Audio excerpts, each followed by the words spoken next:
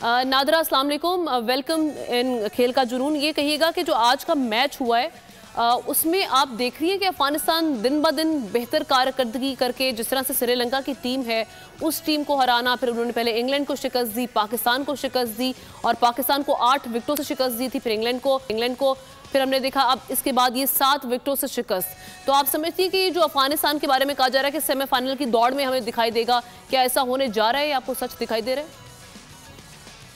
देखिए, अफगानिस्तान ने जितनी ज्यादा मेहनत की है और फोकस किया है अपनी तीनों एरियाज में, बैटिंग, बॉलिंग, फील्डिंग, तो उसमें बहुत ज्यादा तारीफ बनती है जो बात है। और सिखाने वाले कौन थे उनको? सिखाने वाले हमारे ही प्लेयर्स थे।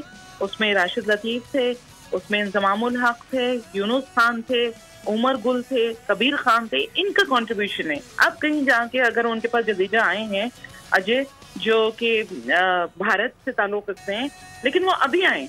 इससे पहले जो उनकी बेसिक्स थी उसको जो फ्लरिश किया है वो पाकिस्तानी प्लेयर्स ने किया है।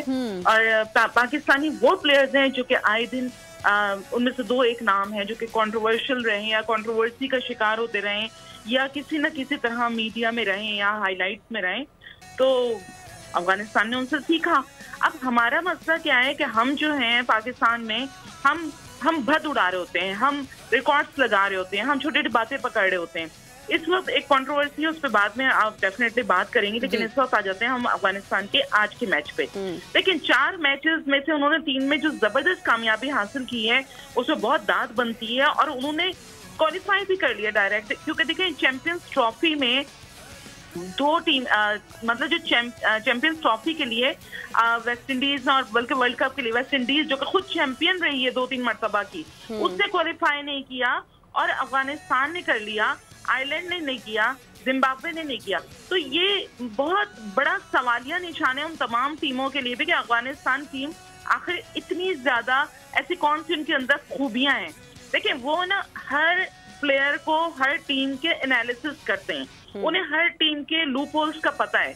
इसी वजह से वो आज इस मकाम पे हैं कि आज हम पॉइंट टेबल, जिसमें हम बड़ा जश्न मना रहे थे कि जी कल हमारा बांग्लादेश से मैच है और हम जो है बहुत बड़ा तीर मार लेंगे और हम बांग्लादेश को आउट क्लास करके हम आगे आ जाएंगे। नो, अब तो सिनेरियो बिल्कुल चेंज हो गया है।